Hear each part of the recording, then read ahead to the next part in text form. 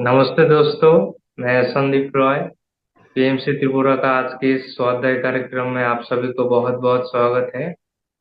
तो दोस्तों, आज के इस कार्यक्रम में हमारे साथ मध्य प्रदेश भोपाल से पिरामिड मास्टर रचना काजल जुड़ा हुआ है। तो रचना मैडम को पीएमसी त्रिपुरा में बहुत बहुत स्वागत है। तो दोस्तों, आज मैडम हमारे साथ एक अद्भुत पुस्तक लेके आया है। हमारा प्रिय गुरु ब्रह्मर्षि सुभाष पुत्र जी द्वारा लिखित ये पुस्तक अद्भुत विजडम और नॉलेज के साथ है। आत्मयोगी भव। इस पुस्तक का अध्ययन करेंगे। 3 4 5 सीरीज में ये सेशन कंप्लीट होगा पूरा पुस्तक। तो आज डे 1 है। मैडम चैप्टर पहला चैप्टर आप लोगों के साथ साझा करेंगे। 25 जी का जो विजडम है। तो आज की स्वाध्याय सीरीज से हम लोग लाभान्वित होंगे। तो इसी उम्मीद के साथ मैडम के साथ आज का इस कार्यक्रम का शुभारंभ करते हैं। Welcome madam. Thank you madam. यहाँ उपस्थित सभी लोगों को मेरा हृदय से नमन। तो जैसे आप सभी जानते हो कि आज हम हमारे गुरु प्रिय पितामह ब्रह्मऋषि पत्री सर की एक अद्भुत सी बुक है जिसका नाम है आत्मयोगी भव। उसका हम स्वाध्याय करने वाले हैं। और इस बुक के बारे में मैं थोड़ा सा इंट्रोडक्शन देना चाहूंगी कि 2010 से पितामह ने ध्यान महाचक्र आरंभ किया। तो अलग अलग जगह ध्यान महाचक्र का आयोजन किया गया जिसमें बहुत सारे लोग, लाखों लोग हिस्सा लेते थे। वहां पर ध्यान होता था, सामूहिक ध्यान। उसके बाद हमारे गुरु पितामह जो है संदेश देते थे अपना। तो वो जो संदेश उन्होंने ध्यान महाचक्र में दिए, हर एक ध्यान महाचक्र में, वो एक, आप समझिए, ज्ञान के मोती थे। और उनको पिरो के एक माला बनाई गई। तो वो उस माला का नाम ही है आत्मयोगी भव। तो जो भी ध्यान महाचक्र में पितामह ने, हमारे गुरु ने जो संदेश दिए थे, उनको एक जगह संकलन करके इस बुक को बनाया गया है।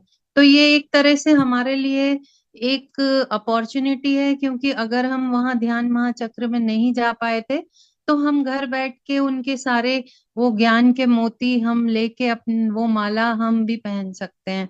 हम भी अपने जीवन का उद्धार कर सकते हैं। तो दोस्तों, यहाँ मैं चाहूंगी कि आप सभी पेपर पेन लेके बैठें, ताकि जो भी आपके लिए ऐसे लगता है कि ये ज्ञान हमारे लिए है, उसको आप नोट करें, अपने जीवन में उसको उतारने की कोशिश करें, ताकि सभी का जीवन सुंदर हो जाए।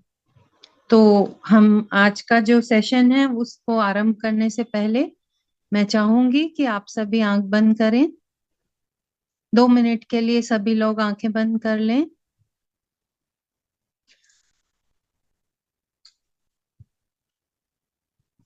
अपनी पांचों इंद्रियों द्वारा हमारी चेतना जो इधर उधर भाग रही है उसको समेट के वापस ले आए, अपने अंदर केंद्रित हो जाएं। अपने आप को पूरा खाली कर लें ताकि हम इस ज्ञान को अच्छे से ले पाए।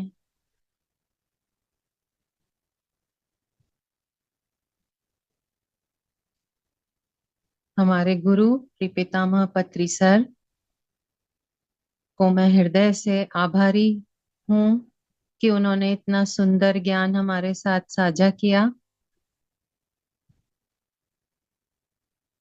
ब्रह्म ऋषि पितामह पत्री सर को भी मैं आज इनवाइट करूंगी कि वो हमारे साथ उपस्थित रहें इस सेशन में, ताकि उनके द्वारा जो ज्ञान दिया गया है उसे हम सही अर्थों में अपने अंदर उतार पाए, हम उसका सही अर्थ जान के आगे बढ़े।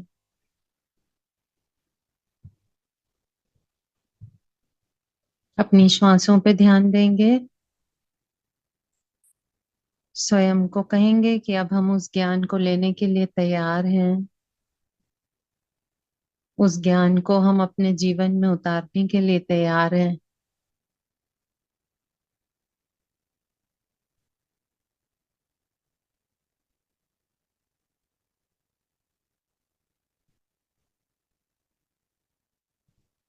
धीरे धीरे अपनी चेतना को अपने शरीर में महसूस करिए। और धीरे से दोनों हथेलियों को आंखों पे रखेंगे और आंखें खोल दीजिए।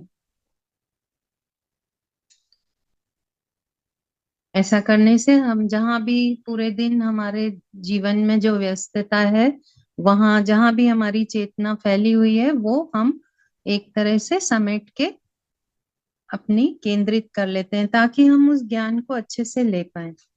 तो सेशन को हम आरंभ करते हैं। आत्मयोगी भव आज का स्वाध्याय है इस पुस्तक से, जिसका कि पहला चैप्टर आज हम कवर करेंगे। और ये पहला चैप्टर है ध्यान महाचक्र का 1 नंबर का चैप्टर है, जो 2010 में अमरावती में ध्यान महाचक्र हुआ था।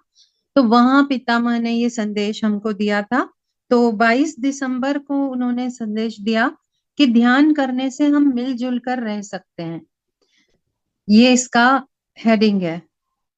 तो यहाँ पितामह कहते हैं कि ध्यान का अर्थ है खुद के साथ मिलना।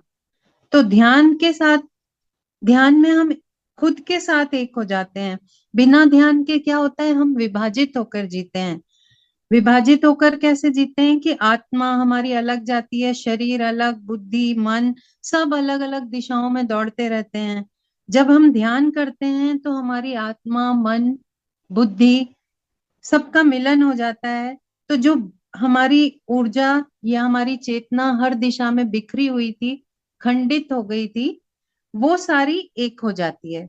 तो यहाँ पे हमको बता रहे हैं कि शरीर मन बुद्धि आत्मा का मिलन ही ध्यान है। तो हमारी वो जो परिभाषा दे रहे हैं सर, वो है शरीर मन बुद्धि आत्मा का मिलन ही ध्यान है। उस स्थिति में मैं और तुम का भाव नहीं रहता। तो मैं और तुम का भाव नहीं रहता माने हम जैसे ही आंखें खोलते हैं, हम डुअलिटी में रहते हैं। हम हमें बहुत सारा चीजें दिखाई देती हैं और हमें ऐसा महसूस होता है हम उससे भिन्न हैं। जबकि पितामह कह रहे हैं कि यहाँ पर जैसे ही आप आंखें बंद करते हो, तो भिन्नता जो है वो समाप्त होके आप अभिन्न हो जाते हो, माने वननेस में आ जाते हो। आप अपने ही साथ एक हो जाते हो, और जब आप अपने साथ एक हो जाते हो तो आप दूसरों के साथ भी मिलजुल कर रह सकते हो। अभी ये होता है कि हम स्वयं के ही साथ नहीं है, तो हम दूसरों के साथ सामंजस्य कैसे बिठाएंगे। तो वो यहाँ ये कहना चाह रहे हैं कि जब तक संसार में सुख नहीं है, जब तक कि हम स्वयं के साथ नहीं जुड़ रहे। जब हम स्वयं के साथ जुड़ते हैं तो हम दूसरों के साथ भी आराम से घुल मिल कर रह सकते हैं। तो दूसरों के साथ मिलजुल कर रहने का मार्ग पितामह कह रहे हैं कि एक ही मार्ग है कि पहले हम खुद के साथ एक हो जाएं, खुद को शांत करें, और दूसरों के साथ हम तभी खुशी को बांट पाएंगे, उनके साथ एक होके रह पाएंगे। तो वो यहाँ पे पितामह बता रहे हैं कि व्यर्थ की बातों से झगड़ा होता है, इसलिए मुंह बंद करें, मन को शून्य करें, आंखें बंद करें, और थोड़ी देर के लिए सभी शारीरिक क्रियाओं को बंद करके अपनी सांसों के साथ एक हो जाएं। तो सांसों के साथ जैसे ही आप एक होते हैं, आपके अंदर प्राण ऊर्जा या ब्रह्मांड की ऊर्जा उतरने लगती है। तो सांसों के साथ हम जैसे ही एक होते हैं तो हम नवजात शिशु की तरह हो जाते हैं, एक कमल के फूल की तरह खिल जाते हैं। ध्यान करने से लाभ बता रहे हैं वो कि आपका जो शरीर है वो आरोग्य हो जाता है, आपके मन को संतोष मिलता है, बुद्धि का विकास होता है, और आत्मा का अनुभव होता है। हमें जो अनुभव हमें अभी आत्मा का होता ही नहीं है, अभी हम शरीर की ही चेतना में रहते हैं। तो आत्मा का अनुभव होने लगता है, और हम एक दूसरे के साथ मित्रता और एकता के साथ रह सकते हैं। तो हमें हमेशा हमारी प्रगति के लिए कार्य करते रहना चाहिए। जितना हम मेहनत करेंगे उतनी हमारी प्रगति होगी, यहाँ पे ये बता रहे हैं। जैसे कि यहाँ पे पितामह ये भी बता रहे हैं इस चैप्टर में कि जब हम यंग होते हैं, बच्चे होते हैं, जवान होते हैं, तो हमारे पास प्राण ऊर्जा होती है। तब अगर हम ध्यान कर लें तो हमारे लिए बहुत ही उत्तम है। जब हम वृद्धावस्था में आ जाते हैं तब हमारे पास उतनी ऊर्जा नहीं होती कि हम बैठ के ध्यान कर सकें, तब हम उतनी प्रगति नहीं कर सकते। इसलिए वो यहाँ पे बता रहे हैं कि हर बच्चे को ध्यान सिखा देना चाहिए, ताकि वो अपनी उस प्राण ऊर्जा का उचित उपयोग करते हुए ध्यान में मग्न हो जाए, तो जब तक वृद्धावस्था आए वो परिपक्व हो जाए उस ध्यान में। तो यहाँ पे पितामह ये भी बता रहे हैं कि जैसे कि रोना आसान है पर हंसना बड़ा मुश्किल है। भागना दौड़ना तो बहुत आसान है, हम दिन भर भागते रहते हैं, कभी नौकरी के लिए, कभी हम यहाँ दूसरों के साथ पार्टी कर रहे हैं, पिक्चर जा रहे हैं, अपनी पूरी हम ऊर्जा को यहाँ वहां लगाते रहते हैं। लेकिन यहाँ पे पितामह बोल रहे हैं कि आपका खाली बैठना बहुत जरूरी है। काम करना में हम उलझे रहते हैं, सारा जीवन निकल जाता है, पर कभी कभी हमको स्वयं के साथ खाली बैठना चाहिए, जो बहुत कठिन है। भागना दौड़ना तो बड़ा आसान होता है ना। तो जब हम संघ में रहते हैं तो सबका ध्यान अनुभव सुनना चाहिए हमें। यहाँ पितामह बता रहे हैं कि सबका अनुभव सुनो और अपना अनुभव सबको सुनाओ। ये पीएसएसएम का मुख्य सिद्धांत भी है। जो हमारे 18 सिद्धांत हैं पीएसएसएम के, उसमें ये मुख्य सिद्धांत है। अब यहाँ पे इसमें बता रहे हैं पितामह कि ध्यान सर्व रोग हारिणी, ध्यान सकल भोग कारिणी, सत्य ज्ञान प्रदायिनी, सर्व संशय परिहारिणी, सर्व समस्या परिष्कारिणी। मतलब कि ध्यान सभी रोगों को हर सकता है अगर हम सही से ध्यान करें। तो प्राण ऊर्जा जब हमारे अंदर आती है तो हम निरोगी हो सकते हैं। ध्यान सकल भोगकारिणी, भोगकारिणी क्यों कहा है? कि जब हम ध्यान करते हैं तो जो हमारे लिए आवश्यक वस्तुएं हैं, जो भी चीजें हमारे फिजिकल लाइफ में जरूरी हैं, वो सारे भोग की जो भी चीजें हैं वो अपने आप ही हमारे लिए उपलब्ध हो जाती हैं। फिर सत्य ज्ञान प्रदायनी, ये जो कॉलेज में हम इंजीनियरिंग डॉक्टर करके जो ज्ञान ले रहे हैं वो ज्ञान नहीं, यहाँ पे जो सत्य ज्ञान है वो हमको मिल जाता है ध्यान से। वो ज्ञान क्या है? कि हम आत्मा है, वो अनुभव कर लेते हैं हम। सर्व संशय परिहारिणी, हम हमेशा संशय में रहते हैं, ये करें कि वो करें, ये ऐसा करने से ठीक रहेगा या नहीं, हर समय हमारा जीवन कंफ्यूज होके निकल जाता है। तो वो बोल रहे हैं कि संशय कोई भी नहीं आएगा जब आप ध्यान से अपनी हायर सेल्फ से जुड़ोगे। तो आपको संशय रहेगा ही नहीं, सब उत्तर आपको अंदर से आने लगेंगे। सर्व समस्या परिष्कारिणी, माने कि हमारा जीवन समस्याओं से घिरा हुआ रहता है हमेशा, कभी बीमारी है, कभी लड़ाई झगड़े हैं, नौकरी नहीं है, 10 परेशानी लगी रहती है। तो वो सारी समस्याओं का हल जो है वो ध्यान से हमें मिल सकता है। कोई भी समस्या हो, ध्यान करें, हमारा मुख्य संदेश है। यहाँ पे पितामह बोल रहे हैं कोई डॉक्टर नहीं, कोई दवाई नहीं, डॉक्टर के पास न जाएं और दवाई ना लें। ध्यान करने से जो हमें ब्रह्मांड की ऊर्जा मिलती है उससे हर बीमारी ठीक हो सकती है। तो यहाँ एक एग्जाम्पल बता रहे हैं यहाँ पे कि 1994 में, माने 1994 में, गुरु माता हैं जो स्वर्णमाला पत्री मैम, उनको बिच्छू ने काट लिया था। तो वो गई सर के पास कि मुझे डॉक्टर के पास ले चलो। तो सर ने कहा, तब बुद्धा पिरामिड का निर्माण हुआ था और वो वहां पर ही सर मौजूद थे। तो उन्होंने कहा कि आप पिरामिड के अंदर जाके ध्यान करो। तो उन्होंने कपड़ा बांधा अपने हाथ जहाँ पे बिच्छू ने काटा था और वो ध्यान में बैठ गई। उनको, क्योंकि शरीर में जहर फैल रहा था, तो उनको बहुत दर्द पीड़ा महसूस हो रही थी। पर उन्होंने लगातार 7 घंटे ध्यान किया, तो उनको 7 घंटे बाद बिल्कुल भी दर्द नहीं था और वो बिल्कुल ठीक हो गई। तो ये एक एग्जाम्पल इस बुक में सर ने बताया है कि अगर हम दवाई नहीं लेते हैं तो भी हम ठीक हो सकते हैं, पर हम विश्वास नहीं करते, हम खुद पे और इस ब्रह्मांड की ऊर्जा पे विश्वास नहीं करते, इसलिए हम ठीक नहीं हो पाते। तो हमारे अंदर इतनी शक्ति है कि हम किसी भी बीमारी को बिना दवाई के केवल श्वास ऊर्जा से ही, यानी प्राण ऊर्जा से ठीक कर सकते हैं। तो ये हमारा आज 2010 का 22 दिसंबर का सर का प्रवचन था। और 23 दिसंबर को सर ने बताया कि जहाँ ध्यान नहीं वहां ज्ञान नहीं। इसमें सर ने ध्यान और ज्ञान के बारे में बताया है कि कैसे ज्ञान क्या है और अज्ञान क्या है। तो वो बता रहे हैं कि ज्ञान अर्थात मैं आत्मा हूँ, और अज्ञान का मतलब है कि मैं शरीर हूँ। जब हम अज्ञानता में रहते हैं तो सब तरफ हमें अंधेरा ही अंधेरा दिखाई देता है। और लेकिन जब हम ये जान जाते हैं हम आत्मा हैं तो वो ज्ञानी है, उसको ज्ञान बोल रहे हैं सर। जब आपको आत्मा का अनुभव हो जाए वही ज्ञान है। हम सब आध्यात्मिक प्राणी हैं, इस ज्ञान से हमारा अज्ञान दूर होगा। जैसे कोई अंधकार से प्रकाश की ओर आ जाता है तो प्रकाश में हर चीज स्पष्ट दिखाई देने लगती है, अंधकार में हमें कुछ भी दिखाई नहीं देता। जब आप ऐसा सोचते हो कि मैं मनुष्य हूँ, इसका मतलब आप अंधकार में हो। जीवन में आधा समय हम अज्ञान में और संशय में बिता देते हैं। बने परेशान होते रहते हैं, क्या करें क्या नहीं करें। अज्ञान की वजह से हम कुछ भी नहीं देख पाते। अपना जीवन में जो पति पत्नी है, बच्चे हैं, माता पिता हैं, पड़ोसी हैं, कोई हमें समझ नहीं आता, सब हमें गलत दिखाई देते हैं, क्योंकि हम अपनी संकुचित बुद्धि से उनको देख रहे होते हैं। जब ये अंधकार दूर होता है तो उन्हीं रिश्तों में हमें सुंदरता दिखाई देने लगती है।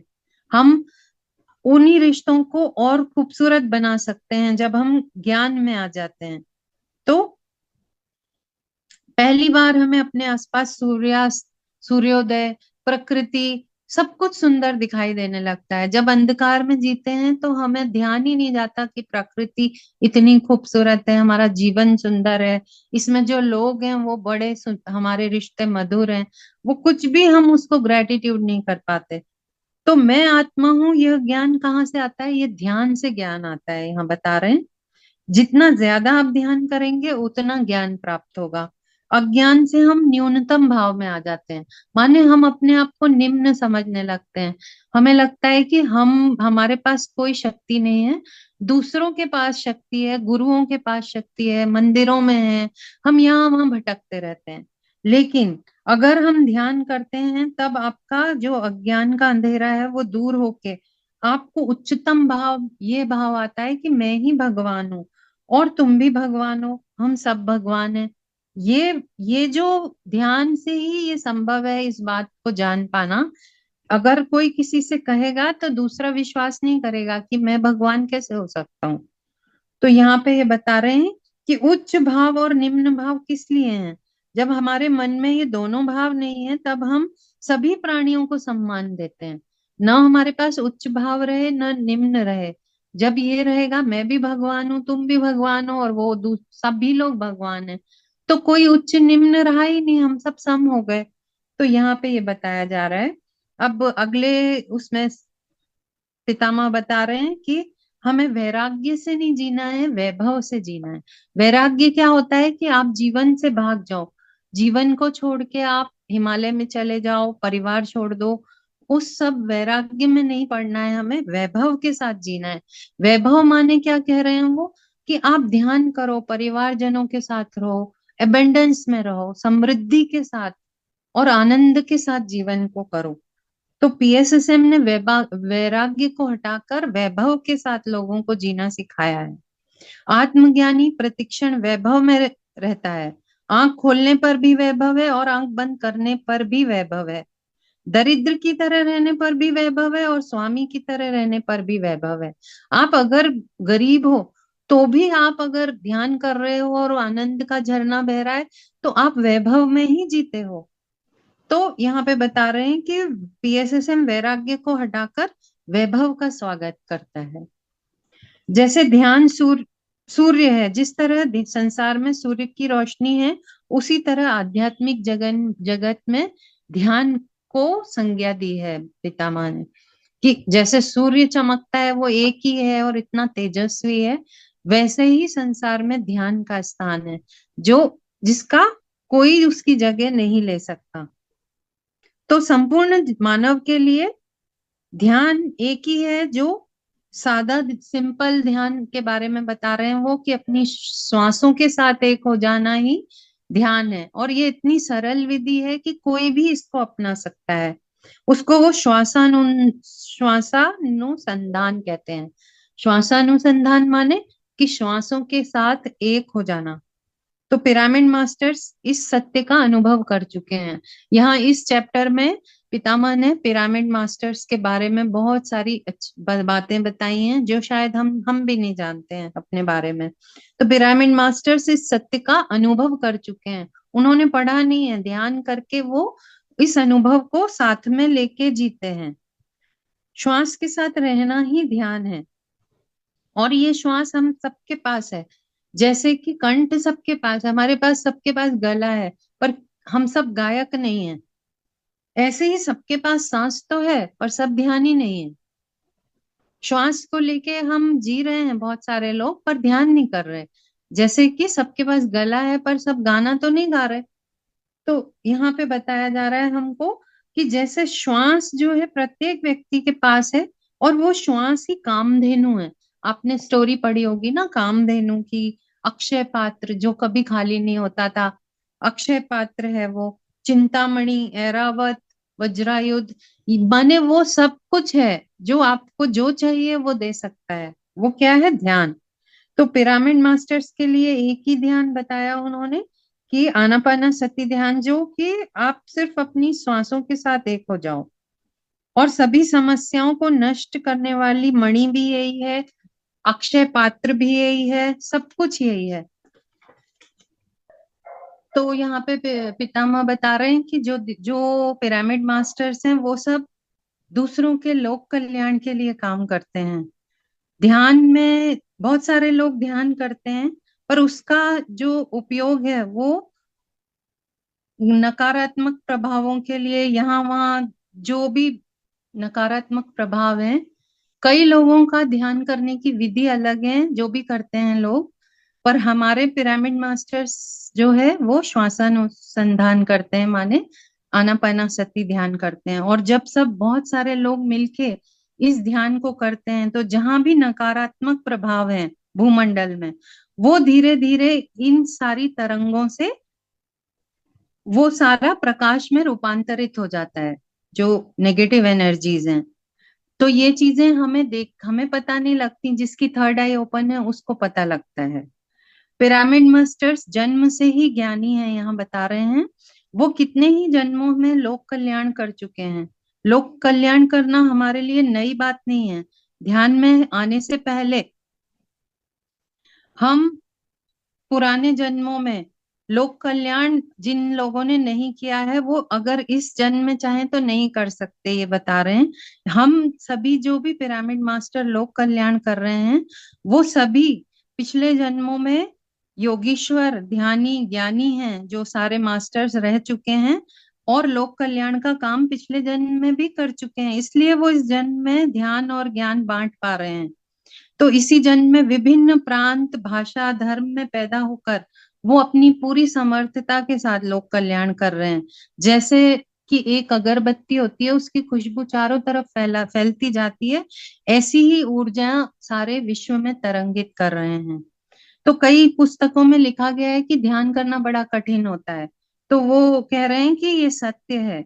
मगर पिरामिड मास्टर्स जो भी हैं वो पिछले जन्मों में अत्यधिक ध्यान करके आए हैं और बहुत सारे कष्ट सहकर आए हैं, और इसलिए आध्यात्मिक ध्यान किया है उन्होंने पिछले जन्मों में भी।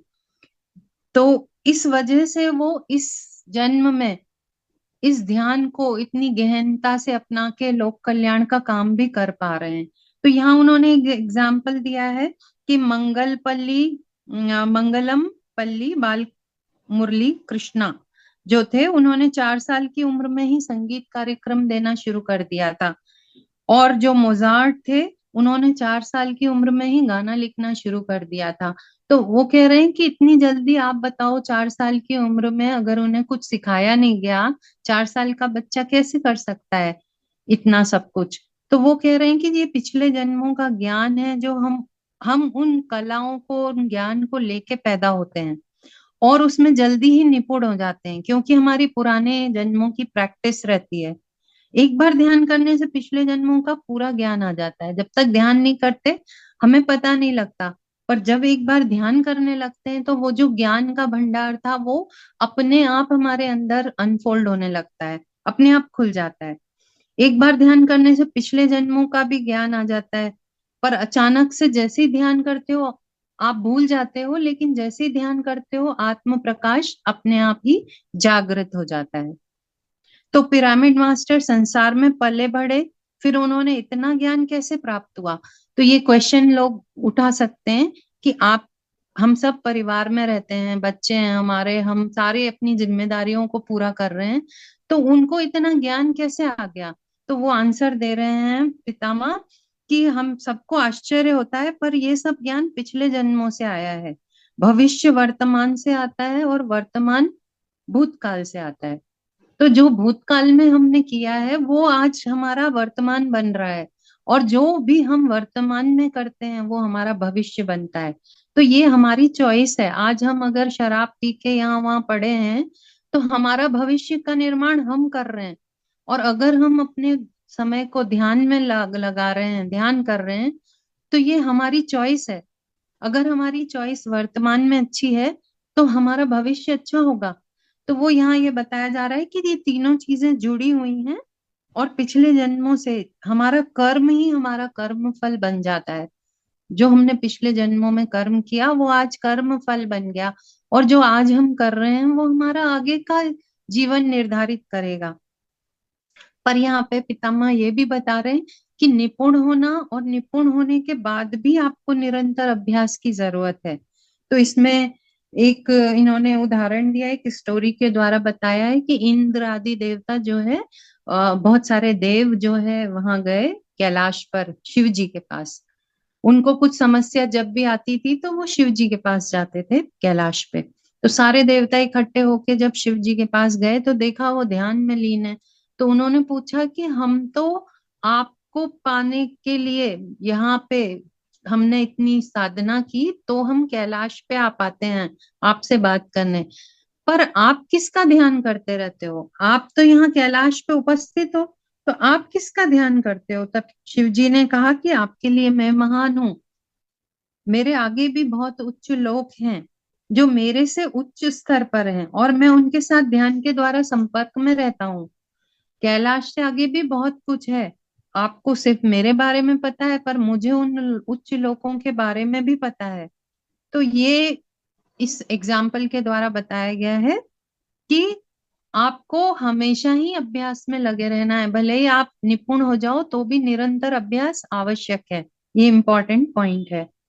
फिर उन्होंने बताया कि एक बार भगवान बुद्ध ने क्या किया, उन्होंने अपने शिष्यों से पूछा कि आपको मैंने जो ज्ञान, मैंने आपको आप सबको कितना ज्ञान दिया है, क्या आप जानते हो? तो शिष्यों ने कहा नहीं, आप बताएं। तो उन्होंने कहा कि एक पेड़ था वहां पे, उसके पत्ते ले आओ तोड़ के। तो वो शिष्य गया, कुछ पत्ते ले आया। तो उन्होंने बोला कि तुम्हारे हाथ में कितने पत्ते हैं?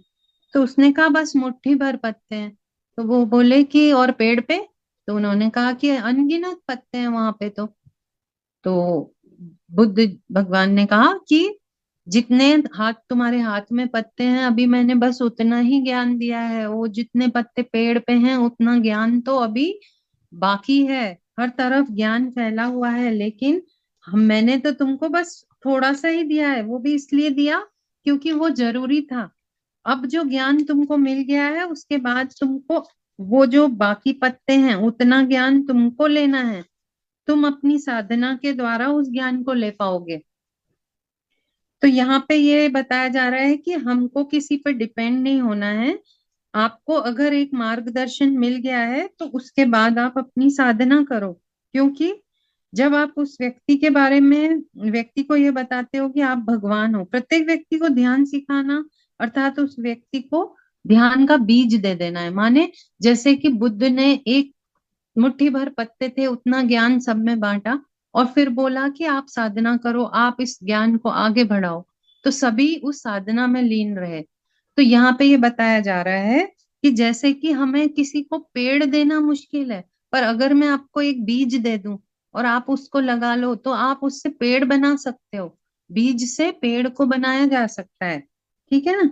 तो अगर आप उसको ज्ञान का बीज दे रहे हो, ध्यान का बीज दे रहे हो, तो उससे, तो हमारे जो पिरामिड मास्टर्स हैं उन सबका यही काम है कि आप सबको बीज दे दो, ताकि उस ध्यान के बीज की परवरिश करके वो जो दूसरा व्यक्ति है वो भी पिरामिड मास्टर बन जाएगा।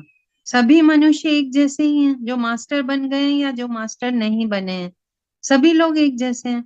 उदाहरण के लिए, जैसे कि एक स्त्री जो है वो माँ बनती है, जो स्त्री माँ नहीं बनी है उसमें भी माँ बनने की पूरी संभावना है, वो 15 साल से 50 साल तक माँ बन सकती है।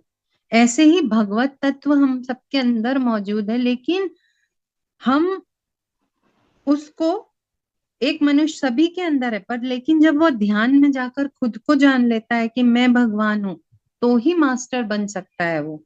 तो हमारे पास सभी सभी शक्तियां मौजूद हैं, पर बाहर से कुछ भी दिखाई नहीं देता। जैसे बीज है, बीज को हम देखते हैं तो हमें पेड़ दिखाई देता है क्या उसमें?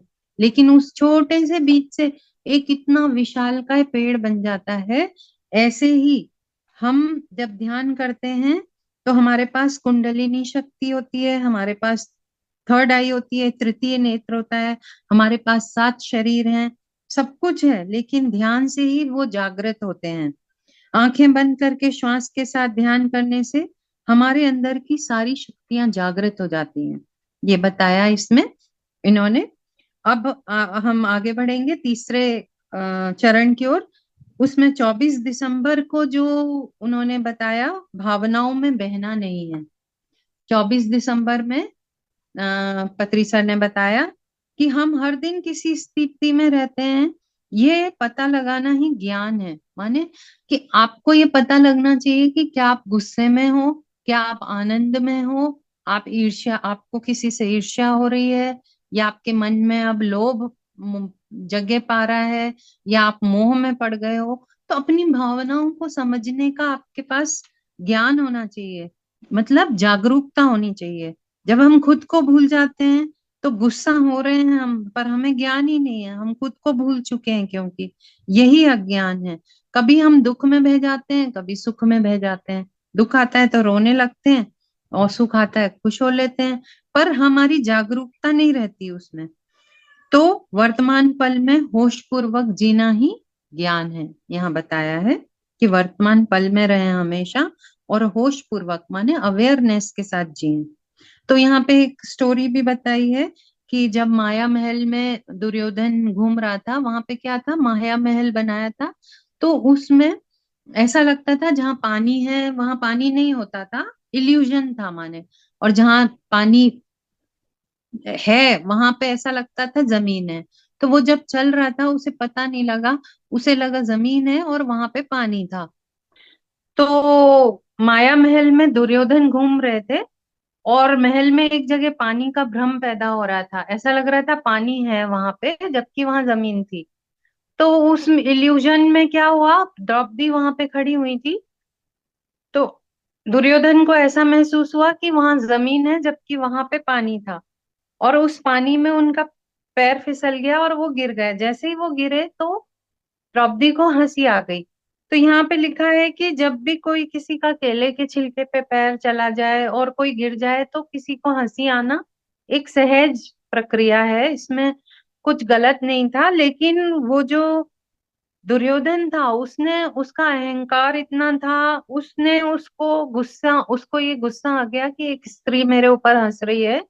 तो उसने उसको इतना दिल पे ले लिया, और उस गुस्से की स्थिति को वो, क्योंकि वो ध्यान ही नहीं था और उसके अंदर अवेयरनेस की कमी थी, तो उसने वो गुस्सा जो 2 मिनट या 5 मिनट में जा सकता था, उस गुस्से को उसने बांध के रखा। और उस गुस्से के कारण इतनी सारी घटनाएं बाद में होती गई उसके सीक्वेंस में, इतने सारा युद्ध हुआ, लोगों को जान देनी पड़ी। और ऐसा इसलिए नहीं कि वो जो छोटी सी घटना हुई थी इस कारण युद्ध नहीं हुआ, क्योंकि उसका एटीट्यूड ही ये था दुर्योधन का कि कोई भी उसको बुरा अगर कुछ भी बोल रहा है या कुछ भी घटना हो रही है, तो वो अवेयरनेस में नहीं था, वो उस गुस्से को सॉल्व नहीं कर पाया। और इस कारण से उसका जो अंतिम परिणाम था वो बहुत भयावह हुआ। उसको अपने सारे भाई और खुद की जान देनी पड़ी, इतने सारे लोग युद्ध में मारे गए। तो यहाँ बताया जा रहा है कि आप अगर ध्यान करते हो, अवेयरनेस में रहते हो, तो आप इससे जल्दी बाहर आ सकते हो। 2 मिनट आपको गुस्सा भी आया तो आप वापस अवेयरनेस से अपने जीवन को संवार सकते हो, इतना बुरी स्थिति में नहीं जाओगे आप। यहाँ पे दूसरा एग्जाम्पल दे रहे हैं, गौतम बुद्ध भिक्षा मांगने गए थे, वहां लोगों ने गालियां दी, तो उनके शिष्य तो बड़े नाराज हो गए, गुस्से में आ गए वो। पर वो शांत रहे बुद्ध। और उन्होंने कहा कि अगर आप भिक्षा दे रहे थे जब वो, तो उन्होंने बुद्ध ने भिक्षा लेने से भी मना कर दिया। तो वो लोग बोले कि अब भिक्षा क्यों नहीं लेते हो तुम? तो उन्होंने कहा कि जैसे मैंने आपकी गालियां आपने दी पर मैंने नहीं ली, ऐसे ही अब मुझे भिक्षा नहीं चाहिए, मैं भिक्षा नहीं चाहता। तो वो बोल रहे हैं जैसे आप भिक्षा के लिए इनकार कर सकते हो, ऐसे ही कोई अगर आपको बुरा कह रहा है और आप अवेयरनेस में हो तो आप उसको भी नहीं लोगे, जैसे कि बुद्ध ने नहीं लिया। जो अपमान में बह जाता है वो अज्ञानी होता है, उसके अंदर ज्ञान की कमी है, इसलिए वो उसमें बह गया अपमान में, वो इसको उतना बड़ा इश्यू बना लेता है। गांधी जी इंग्लैंड जा रहे थे तो वहां उनको नेकेड इंडियन बोला गया, उनका अपमान किया गया। तो मान अपमान यहाँ बता रहे हैं कि एक पानी में खींची हुई रेखा के समान है, जो अस्थाई है। आप खींचो पानी पे रेखा, वो 2 मिनट में हट जाती है। ऐसे ही मान और अपमान अस्थाई है, उसे हमें उसी तरह से समझना चाहिए, उसको परमानेंट मत बनाओ अपने जीवन में। जब आदमी किसी ऊंची पदवी पे होता है तो क्या होता है, उसको अहंकार हो जाता है। उस अहंकार के चलते क्या होता है, वो सबको अपने आगे छोटा समझने लगता है। तो कुछ समय तो वो जीत का जश्न मनाता रहता है, पर बाद में क्या होता है, बाद में वो ठीक से जिम्मेदारी से काम करना पड़ता है। अगर आप कहीं ऊंची पदवी पे आ भी गए हो तो आपको ढंग से काम करना पड़ता है। पर जो अज्ञानी है वो मान अपमान और उसमें ही फंसा रहता है, क्योंकि और लेकिन जो ज्ञानी है वो जानता है कि मान भी समान है और अपमान भी, माने दोनों को वो समान रूप से समत्व रूप से लेता है। तो ध्यान से हम जो मान और अपमान दोनों स्थितियों में स्थित प्रज्ञ रहते हैं, माने हम उसी बीच के संतुलन में बने रह सकते हैं, अगर हम जानते हैं कि मान और अपमान क्या है। आप अवेयरनेस में हो तभी ऐसा कर सकते हो। तो हमारे ऊपर दूसरों की डांट का असर नहीं होता। तो यहाँ पे पितामह बता रहे हैं कि पहले जो गुरु शिष्य परंपरा चलती थी, तो गुरु शिष्य परंपरा में क्या होता था, जो गुरु है वो अपने शिष्य का बहुत अपमान करता रहता था, वहां डांटता था उसको बहुत। तो वो डांट खा खा कर शिष्य जो है उसकी सहन शक्ति का विकास हो जाए, ऐसा वो चाहता था, ताकि वो जब बाहर जाए और उसका कोई अपमान करे तो उसको चोट नहीं पहुंचती थी। तो शिष्य जो है गुरुकुल में ही परिपक्व हो जाते थे। तो ये पहले इस तरह का चलता था। अब उन्होंने एक और स्टोरी हमको बता रहे हैं कि एक महाकवि थे भारवी, है ना।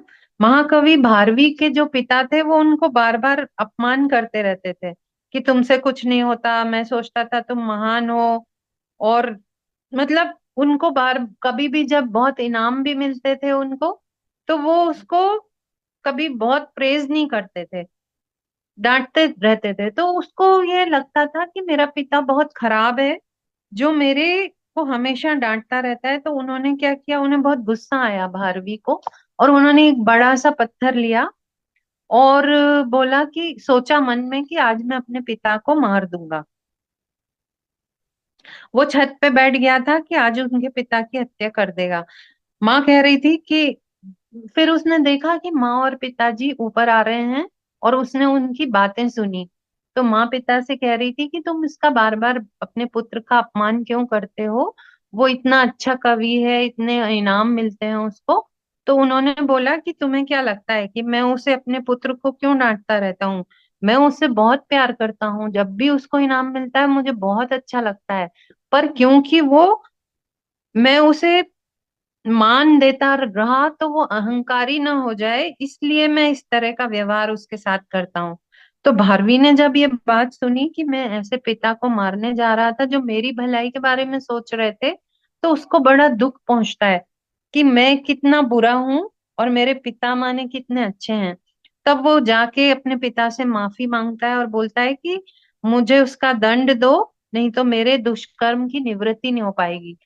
तो आप मैंने आपके लिए आप मेरे लिए इतना अच्छा सोचते थे, पर मेरे मन में ये भाव आया था कि मैं आपको मार दूं।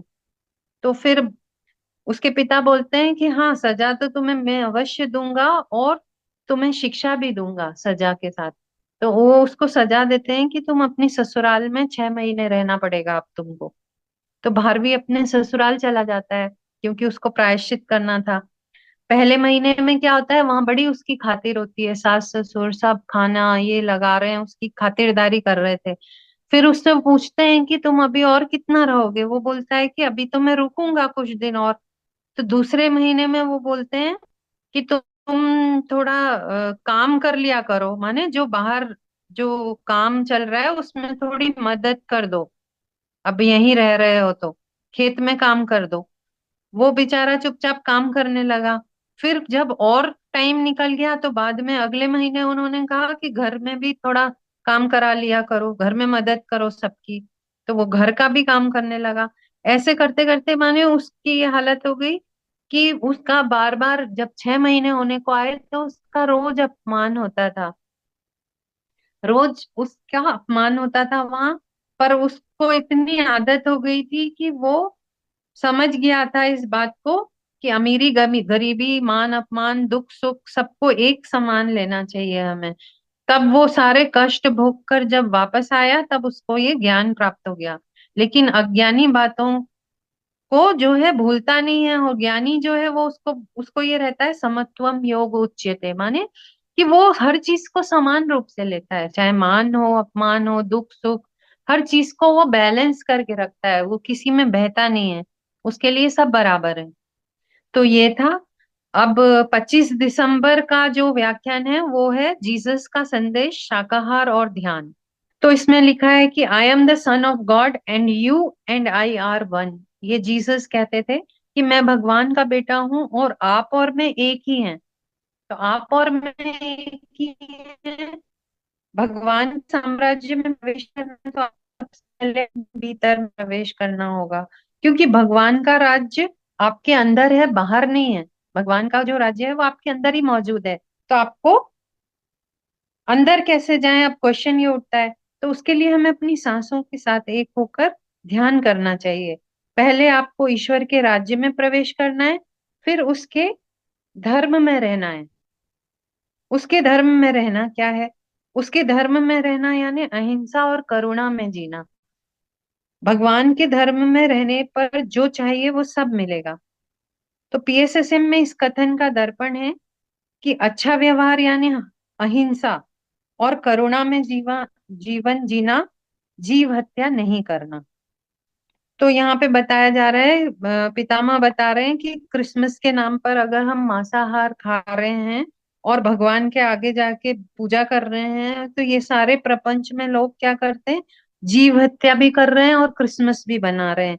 ये धर्म नहीं, अधर्म में जीना है। जो भी लोग बकरी मुर्गा मछली आदि को खाते हैं वो उनके धर्म में नहीं जी रहे हैं, वो धर्म से दूर हो गए। जो लोग शाकाहारी हैं, ध्यान और अहिंसा में जीते हैं, उनको ही सुख शांति मोक्ष मुक्ति बुद्धि धैर्य ज्ञान शक्ति सभी प्रकार का ऐश्वर्य उन्हीं को प्राप्त होता है। यदि आप ध्यान करते हैं और ईश्वर के धर्म का पालन करते हैं तो आपके जीवन में जो होना चाहिए वही मिलेगा। केवल एक ध्यानी शाकाहारी ही जीसस को समझ सकता है। तो यहाँ पे ये बताया जा रहा है कि ईश्वर के राज्य में अगर प्रवेश करना है तो श्वास के ऊपर ध्यान देके आप पहले अपने भीतर जाओ। हम ये सोचते हैं कि वैकुंठ जाएंगे, है ना, तो लोग सोचते हैं कि हम मरने के बाद वैकुंठ जाएंगे। तो ऐसा कोई जगह वैकुंठ नहीं है जहाँ मरने के बाद जाया जाए। वहां ये बता रहे हैं कि जो वैकुंठ है उसको जीते जी जाना होता है। जीते जी वैकुंठ में जाने का रास्ता है ध्यान। जो जीवित रहते हुए वैकुंठ वैकुंठ नहीं जाएगा वो मरने के बाद भी नहीं जा सकता। जब मरने से पहले अज्ञान नहीं मिटेगा तो मरने के बाद कैसे मिट जाएगा? जब आप अज्ञानता में शरीर को छोड़ दोगे तो क्या होगा, आपको ईश्वर के राज्य में प्रवेश नहीं मिल सकता। तो यहाँ पे बताया जा रहा है कि वैकुंठ का जो द्वार है उस पे जय विजय नाम के दो द्वारपाल खड़े हैं। तो वो जय विजय किसको बता रहे हैं पितामह? वो बोल रहे हैं जय विजय माने हमारी जो श्वास अंदर ले रहे हैं और निश्वास, ये जय विजय है। तो वो बोल रहे हैं कि वैकुंठ का द्वार खोलना है तो द्वार के सामने पहुंचो पहले, और वैकुंठ का द्वार माने जो नाक है हमारी वो पिरामिड की तरह है, और वैकुंठ के जो द्वार हैं उस पर जय विजय के साथ, विनय के साथ रहते हैं जब हम, तो उस द्वार के अंदर प्रवेश कर सकते हैं। मरने के बाद हमें, अगर हम ध्यान करते हुए अपना ज्ञान बांटते हुए मरते हैं तो हमें मरने के बाद फूलों के रथ में बिठाकर वैकुंठ ले जाया जाता है। पर ये परलोक में विजय है, इस लोक में तो जय और परलोक में विजय ध्यान से ही संभव है। माने इस लोक में जय और परलोक में भी विजय आपकी तभी होगी जब आप ध्यान करोगे। और यहाँ पे गीता का एक श्लोक बता रहे हैं, सर्वधर्मान परित्यज्य मामेक शरणम वज्र, अहम त्वाम सर्व पापेभ्यो मोक्षयिष्यामि मां शुचः। माने कि श्री कृष्ण ने अर्जुन से कहा कि सब पर धर्मों को छोड़कर अपने आत्म धर्म का पालन करो। माने दूसरा कोई भी धर्म तुम्हारी रक्षा नहीं कर सकता, ध्यान से सभी कर्म नष्ट हो जाएंगे। तो यहाँ पे ये कहा जा रहा है, सब लोग क्या सोचते हैं कि कृष्ण ये कह रहे हैं कि आप मेरी शरण में आ जाओ। मेरी शरण का मतलब यहाँ पे है कि आप अपनी आत्मा की शरण में चले जाओ। तो यहाँ पे बताया जा रहा है कि करने लायक दो ही बातें होती हैं जीवन में, बाहर की दुनिया में अहिंसा के साथ जीना और आंतरिक दुनिया में ध्यानात्मक जीवन जीना। ये दो नोट करने वाले पॉइंट हैं कि आप बाहर की दुनिया में अहिंसात्मक जीवन जीते हो और आंतरिक दुनिया में ध्यानात्मक जीवन जीना अगर जान जाते हो तो ही आपका जीवन सफल है। जितना हम ध्यान करते हैं उतनी करुणा रहेगी हमारे अंदर। अब करुणा किसके लिए रहेगी? पेड़ पौधों के लिए, फूलों के लिए, सारे संसार के मनुष्यों के लिए, प्राणियों के लिए, सभी के लिए करुणा रहेगी अगर आप ध्यान करोगे। तो वो बता रहे हैं कि जैसे कि पेड़ की जड़ जितनी गहराई में जाती है पेड़ उतना ऊपर बढ़ता है और उसमें फल फूल और सारा सौंदर्य पेड़ का तभी बढ़ता है जब उसकी जड़ें गहरी जाती हैं। तो उसी प्रकार से अगर आपको सौभाग्य को पाना है तो अपने भीतर जाना पड़ेगा। तो अगर हमें वो जैसे पेड़ों के फल फूल लग रहे हैं ऐसा ऐश्वर्य और सौभाग्य चाहिए, भाग्यवान बनना है, तो हम जितना ध्यान करेंगे उतना हम अपनी जड़ों को मजबूत कर लेंगे। और जड़ें जब मजबूत हो जाएंगी तो क्या होगा, हम उतना ही हम सुंदर सा जीवन जी पाएंगे, तब हम धर्म के साथ जिएंगे।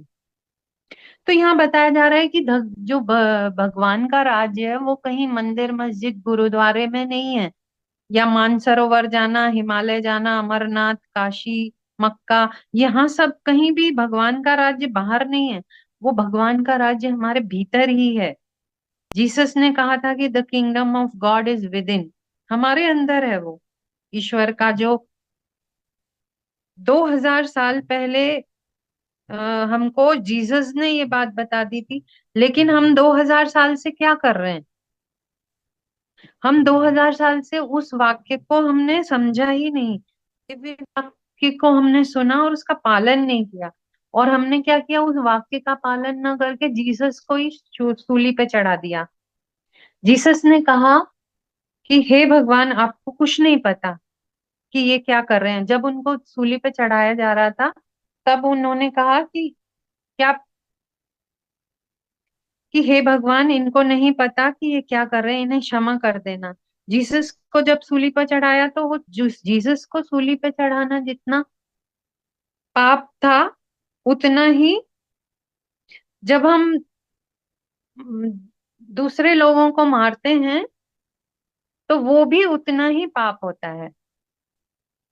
तो उसी तरह यहाँ पे पितामह बता रहे हैं कि जितना पाप जीसस को चढ़ाने का उतना ही मुर्गी मछली और ये जो भी हम जानवरों को मार के खाते हैं, ये क्रूरता को खत्म करना होगा, तभी भूमंडल पर शांति की स्थापना होगी।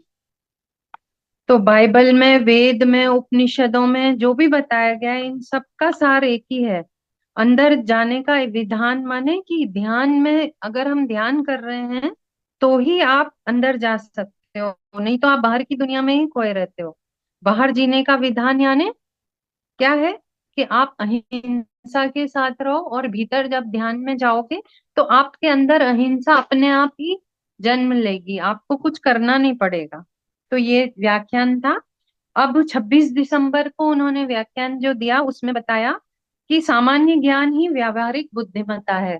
तो यहाँ पे मैं आपको शॉर्ट में बताऊंगी कि व्यावहारिक ज्ञान क्या है। बुद्धिमत्ता ही व्यावहारिक ज्ञान है। और अब लोग कहेंगे कि बुद्धिमत्ता क्या है।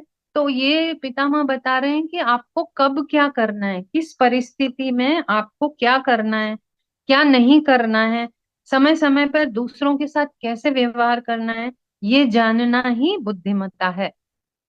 अगर आपसे कुछ कह रहा हूं तो इस सबको एक जगह केंद्रित करके आप जब मेरी बात सुनोगे तभी आप तक वो बात पहुंचेगी और आप कुछ समझ पाएंगे उसमें। तो आपको अपना मन बुद्धि सर्वत्र केंद्रित करके श्रद्धा और एकाग्रता से सुनना होगा। तो इसी को हम विवेक कहते हैं। यहाँ पे ये भी बताया उन्होंने कि विवेक के साथ अर्थात जब जो करना है वही करना है, जो नहीं करना है वो नहीं करना है। जैसे दो लोग बात कर रहे हैं अगर, तो तीसरे व्यक्ति को उसके बीच में नहीं कूदना चाहिए।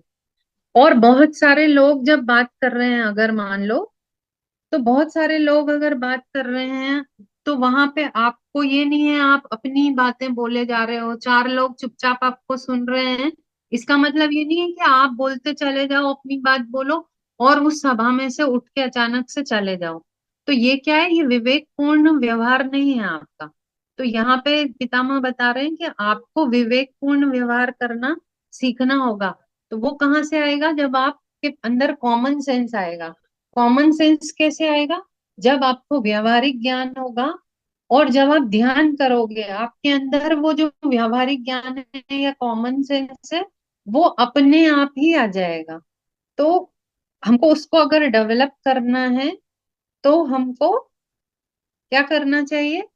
आप पी रहे हो ठीक है, अगर आप चाय के साथ साथ कॉफी भी पियोगे तो क्या होगा, तो उसमें आपका जो अकल से अगर काम लोगे तो आप क्या करोगे, तो चाय पियोगे उसके बाद थोड़ा अंतराल रखोगे, उसका स्वाद लोगे, फिर दूसरी चीज पियोगे तो उसका स्वाद आएगा। तो इसको हम कहते हैं विवेक।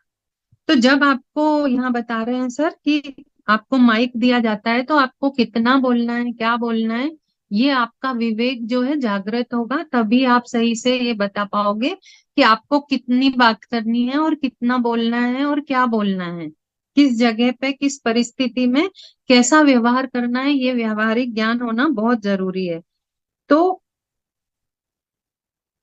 तो जैसे वो बोल रहे हैं कि बात करना भी एक कला या विज्ञान होता है। जैसे सितार और वायलिन सीख के हम गाने निकाल सकते हैं, उसी प्रकार बातों को सीख कर ही इस कला को भी हमें सीखना चाहिए कि हमें कैसे बात करनी है, कैसे हमको दूसरों के साथ व्यवहार करना है। जिस प्रकार की बांसुरी में हाथ में लेने से फूंक अगर मारे तो संगीत नहीं आएगा, ऐसे ही कुछ भी बोलने से मुंह से आवाज निकलेगी पर ज्ञान नहीं आएगा।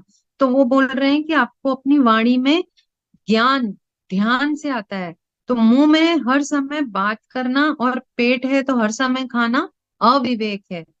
ऐसा नहीं आपको पेट दिया है तो खाते ही रहो और मुंह दिया है तो आप कुछ भी बोलो कहीं भी बोलो और बोलते ही रहो, आपको ज्ञान नहीं है तो भी आप बोलो।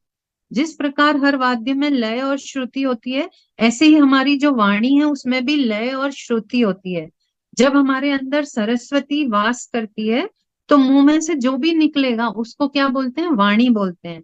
ध्यान से पहले मुंह से अविवेकपूर्ण बातें निकलती रहती हैं, लेकिन ध्यान करने के बाद विवेक कला ज्ञान सब कुछ जागृत हो जाता है। जो विवेक से बात करते हैं वो ज्ञानी कहलाते हैं। जैसे वाद्य बजाने वाला अपने वाद्य को अच्छी तरह से देखभाल करता है, वो अपने वाद्य को किसी को नहीं देता, उसको साफ रखता है, उसकी केयर करता है। ऐसे ही वाद्य संगीत का उपकरण है, ऐसे ही हमारा जो ये मुंह है ये ज्ञान के लिए एक उपकरण जैसा है। तो इस उपकरण की हमें अपनी अच्छी देखभाल करनी चाहिए। जो जब हम कुछ नहीं जानते तो हमें मौन में रहना चाहिए। पिरामिड मास्टर्स के पास हिमालय जितना व्यवहारिक ज्ञान है। यहाँ पे पितामह बता रहे हैं कि पिरामिड मास्टर्स हैं जो, उनके पास हिमालय जितना ज्ञान है। ये ज्ञान हिमालय जितना ध्यान करने से आया है, उन्होंने हिमालय के जितना ध्यान किया है इसलिए उनको ये ज्ञान आया है। तो आप जब थर्ड आई से आध्यात्मिकता पुनर्जन्म सूक्ष्म शरीर इन सब के बारे में भी अगर नहीं जानते हैं और अगर आपको व्यावहारिक ज्ञान है तो वो उत्तम है। तो यहाँ पितामह बता रहे हैं, अगर आपकी थर्ड आई नहीं खुल रही है, आप एस्ट्रल ट्रेवल नहीं कर रहे हो, आपको पुनर्जन्म का पता नहीं चल रहा है कि क्या हुआ पिछले जन्मों में क्या हुआ, तो भी अगर आप विवेकपूर्ण जीवन जी रहे हो, व्यावहारिक ज्ञान है आपको, तो वो अति उत्तम है। तो यहाँ पे हमको ये समझना चाहिए कि हमें अपने वाक क्षेत्र पे हमेशा काम करते रहना चाहिए। वाक ध्यान से मन को निश्चल किया जाता है तो बुद्धि तीक्ष्ण हो जाती है। जब हम ध्यान करते हैं, मन को निश्चल करते हैं, तो हमारी बुद्धि तीक्ष्ण होती है। वाक सुशोभित और अलंकृत हो जाता है हमारा, अपने आप ही जो हमारी वाक शुद्धि आ जाती है। ठीक है। तो जिस प्रकार हम अपने चेहरे को संवारते हैं, हम देखा है हम अपने चेहरे की कितनी केयर करते हैं, कि उसको धोते हैं, साफ रखते हैं, क्रीम लगाते हैं। उसी तरह से आपको वाक को भी, अपना जो वाणी है उसको भी सुसज्जित रखना चाहिए, कोमलता पूर्वक बात करनी चाहिए। जब हम बात करते हैं तो हमारा किस शब्द को जोर से बोलना है, किस पे ज्यादा दबाव देना है, किसको हमें स्मूथली बोलना है, ये सारी हमको जानकारी होनी चाहिए। जैसे कि एक गाना गाते हैं तो उसमें बहुत विभिन्न राग होते हैं ना, ऊपर नीचे, उसी प्रकार हमारी वाणी में भी विभिन्नता होती है। तो हर परिस्थिति में मुंह से हमारे उचित बात ही निकलनी चाहिए। तो कैसे वो बोल रहे हैं कि हमें समयानुकूल, संदर्भानुकूल, सत्यानुकूल, धर्मानुकूल और परिस्थिति के अनुकूल बात करनी चाहिए। ये सब ज्ञान ध्यान से आता है। तो समयानुकूल क्या होता है कि आप किस समय पे क्या बात कर रहे हो आपको पता होना चाहिए। आपको संदर्भ पता होना चाहिए कि मान लो दो लोग बात कर रहे हैं, तो वहां विषय क्या चल रहा है, उस विषय पे आप क्या बोलना चाह रहे हो, उस संदर्भ में बोलो। सत्यानुकूल माने सत्य जो बात है उसके अनुकूल बात करो, आप कुछ भी मत बोलो। धर्मानुकूल माने जो धर्म को सही बात है, धर्म के अनुसार बात है, वो ही बात करो आप। और परिस्थिति अनुकूल माने परिस्थिति क्या है उसको जांचो पहले। आप किसी की मृत्यु हो गई, वहां गए हो, आपको वहां क्या बात करनी ये आपको पता होना चाहिए। आप किसी के जन्मदिन में गए हो, तब आपको क्या बात करनी है आपको पता होना चाहिए। तो मन की तरह हमारा शरीर भी चंचल है, यहाँ बता रहे हैं। तो आसन सिद्धि बहुत जरूरी है। तो हमारा मन क्या है, बंदर की तरह यहाँ वहां दौड़ता रहता है। पर सर ये बता रहे हैं कि जब आपकी आसन सिद्धि हो जाती है, माने एक जगह बैठने की, स्थिर सुखासन में आप रहने की जब आदत हो जाती है आपको, तो आपका मन भी स्थिर हो जाता है। तो उसके लिए शरीर को स्थिर रखना बहुत जरूरी है। जब शरीर स्थिर होगा तो मन अपने आप स्थिर होने लगेगा। ध्यान से हमारी आत्मा का पोषण होता है। जैसे कि हम शरीर के लिए खाना खाते हैं, भूख लगती है तो हम खाना खाते हैं, तो हमारा जो भूख है वो तो थोड़े से भोजन से मिट जाती है। लेकिन आत्मा की जो भूख है वो बड़ी अनंत है। उसमें आप ध्यान करते जाओ, उसकी भूख नहीं मिटती जल्दी। तो यहाँ पे बता रहे हैं कि हमें ध्यान करने से आत्मा को तृप्ति मिलती है, और संगीत सुनना, प्रकृति की शोभा में जाना, सूर्योदय सूर्यास्त को देखना, और उस सब से भी आत्मा की भूख शांत होती है। तो यहाँ पे बताया जा रहा है कि जैसे कि हम बाहर दौड़ते रहते हैं, मंदिर मस्जिद और गंगा स्नान की बात बता रहे हैं कि जब आप गंगा स्नान जो है, शंकराचार्य जी जो थे उन्होंने बताया कि जब आप ध्यान करते हो तो आपके यहाँ पे एक जो अमृत रस टपकता है, उसी को गंगा का बूंद कहा है। कि जो वो गंगा की बूंद को उसको पी लेता है, उसको भूख प्यास के बिना भी वो रह सकता है, माने उसको भूख नहीं लगती, फिर ध्यान से इतनी ऊर्जा आती है और वो ध्यान में मग्न रह सकता है। पर जो ध्यान ही नहीं है उसको खाना जरूरी है, वो खाना नहीं खाएगा तो मर जाएगा, इसमें लिखा है। पर जो ध्यानी है वो उस ध्यान की ऊर्जा से भी बिना कम खाए या कम सोए भी अपना जीवन निकाल सकता है। तो फिर आगे बताया है उन्होंने कि माया अर्थात मृत्यु, जो माया का भेद किया है उसे आत्मज्ञानी ज्ञान सुना तो आपका जन्म धन्य हो गया। माने जिसने माया को जान लिया, अगर कोई इतना ज्ञानी है जिसने माया का पर्दा को हटा दिया और वो सारे जीवन का सच जान गया कि यहाँ सब माया बिखरी पड़ी है। ऐसे व्यक्ति से अगर आपको ज्ञान सुनने का मौका मिल जाए तो उससे अच्छा कुछ भी नहीं है। उस आत्मज्ञानी से अगर ज्ञान सुना तो आपका जीवन धन्य हो जाएगा। यहाँ पे पितामह बता रहे हैं कि जो ध्यान और स्वाध्याय नहीं करते हैं, उन वो जब शरीर छोड़ के जाते हैं तो ऊपर के लोकों में उनसे प्रश्न पूछा जाता है, ये आपने क्या किया? नीचे जब आपको भेजा गया था तो आपने क्या किया? आपने ध्यान स्वाध्याय और सज्जन संगत्य नहीं किया, तो वो वहां अनुत्तीर्ण हो जाते हैं। वो पूछा जाता है उनसे कि आपने ये तीनों काम क्यों नहीं किए। तो जो लोग भी आत्मज्ञानी हैं, जब वो शरीर को छोड़कर जाते हैं तो उनसे उच्च लोकों में कोई प्रश्न नहीं किया जाता। तो आपको अगर पास होना है तो तीनों काम करके उत्तीर्ण हो जाओ। हमारे शरीर के सब अंग सही हैं, लेकिन बुद्धि सही नहीं है। हमारे अंग तो बहुत बढ़िया काम करते हैं, हमें अपने बुद्धि को ठीक करने की जरूरत है। यहाँ पे पितामह बता रहे हैं कि हम मूर्ति पूजा करते रहते हैं, भगवान से कुछ ना कुछ भीख मांगते रहते हैं कि ये दे दो वो दे दो। तो उच्च लोगों से कोई भी आपकी मदद करने नहीं आएगा। आप सोच रहे हो अगर कि मैं मास्टर्स को बोलूंगा मेरे को ये दे दो और मास्टर आपको दे देंगे, तो वो गलत बात है। वो साक्षी रहते हैं। यहाँ पे पितामह एग्जाम्पल दे रहे हैं क्रिकेट के खेल का। जैसे क्रिकेट का खेल होता है, तो जो बल्लेबाजी कर रहा है उसको कोई बता नहीं सकता कि आप ऐसे बॉल आ रही है तो अब ऐसे बल्लेबाजी करो। वो बल्लेबाजी करता रहता है, उसे अपनी बुद्धि से खेलना पड़ता है। लेकिन जो अंपायर होता है वो खेल के समय साक्षी भाव से बैठ के सिर्फ खेल को देखता रहता है। इसी तरह जो हमारे उच्च लोगों के मास्टर्स होते हैं, लोगों के सॉरी, उच्च लोगों के जो मास्टर्स हैं वो साक्षी भाव से देखते रहते हैं। आप कैसे खेल रहे हो, खेल के समय वो हस्तक्षेप करने की इनको इजाजत नहीं होती किसी को भी। उस समय प्रशिक्षक आपको कुछ भी नहीं बता सकता। लेकिन जब आप खेल रहे हो, लेकिन खेल समाप्त होने के बाद आपने कहाँ कहाँ गलती की उसकी चर्चा की जाती है। उसी प्रकार आपको स्वयं लक्ष्य निर्धारित करना होता है कि आपको करना क्या है, उसको प्राप्त करने के लिए संघर्ष करना है। ध्यान करने से ही आत्मज्ञान मिलेगा। तो यहाँ पितामह बोल रहे हैं कि जैसे अंपायर साक्षी भाव से देखता है, ऐसे मास्टर्स ऊपर से साक्षी भाव से देख रहे हैं। ये गेम आपको गेम है, ये आपका गेम, आपको खेलना पड़ेगा। आपको मांगोगे, ऐसा नहीं है कि मंदिर मस्जिद में मांगने से आपको कुछ भी मिल जाएगा।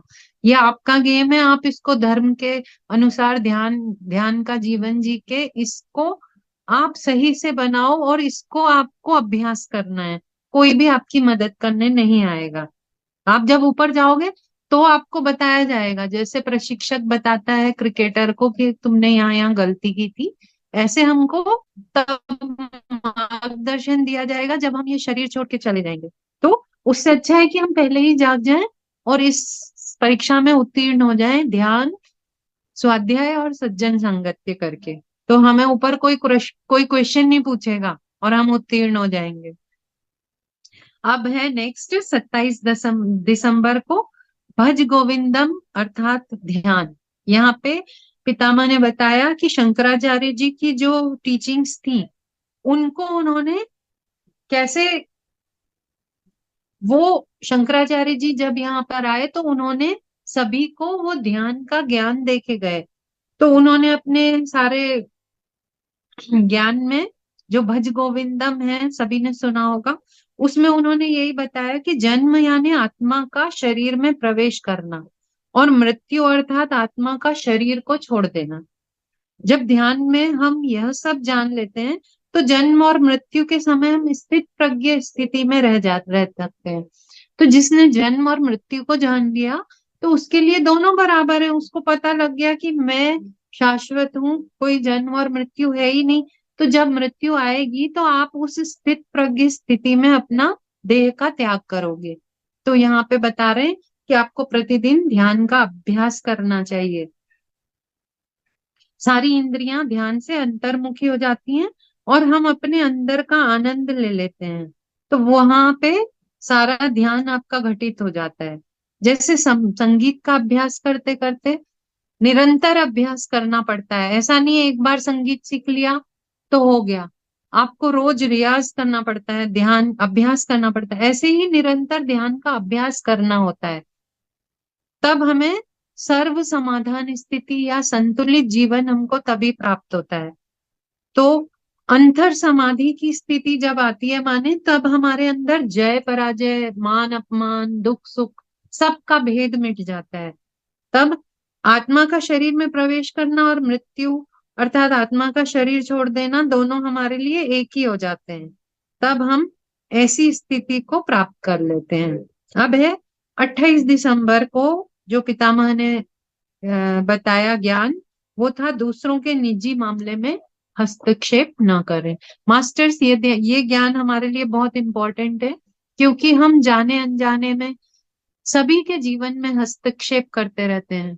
हमको ऐसा लगता है कि ये अधिकार हमको प्राप्त हुआ है पहले से ही, जन्म के साथ ही।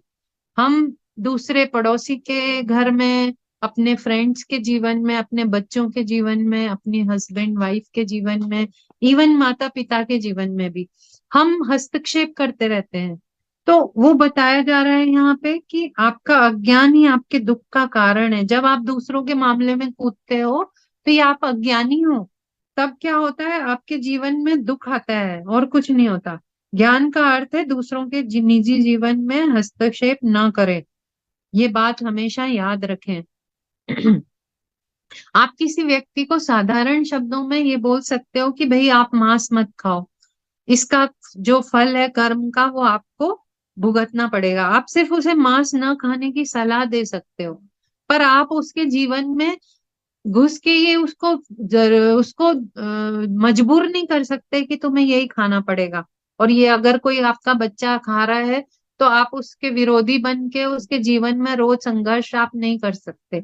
आप उसे बता सकते हो कि आप शाकाहारी बनो, ध्यान करना चाहिए, शाकाहारी बनना चाहिए, आत्महत्या नहीं करनी चाहिए, ऐसा कहना हमारा धर्म है। पर किसी के भी व्यक्तिगत जीवन में घुस के हस्तक्षेप करना ज्ञान नहीं है। तो आपका ज्ञान ही आपको मुक्ति देता है। आपका ज्ञान दूसरों को मुक्ति नहीं दे सकता। जैसे कि प्रहलाद को उसका ज्ञान ने मुक्ति दी, हिरण प्रहलाद के ज्ञान से हिरण्यकश्यप जो थे उनको मुक्ति नहीं मिली। तो आपका जो ज्ञान है, श्री कृष्ण के ज्ञान से सत्यमा भामा जो थी उनको मुक्ति नहीं मिली। विदुर के ज्ञान से दुर्योधन को मुक्ति नहीं मिली। विदुर कितना ज्ञान देते रहे उसको, पर दुर्योधन की मुक्ति नहीं हुई। विदुर ने अपने ज्ञान से खुद की मुक्ति की। तो यहाँ पे ये बता रहे हैं दूसरे को आप मुक्ति नहीं दे सकते, स्वयं को के लिए आप कुछ कर सकते हो।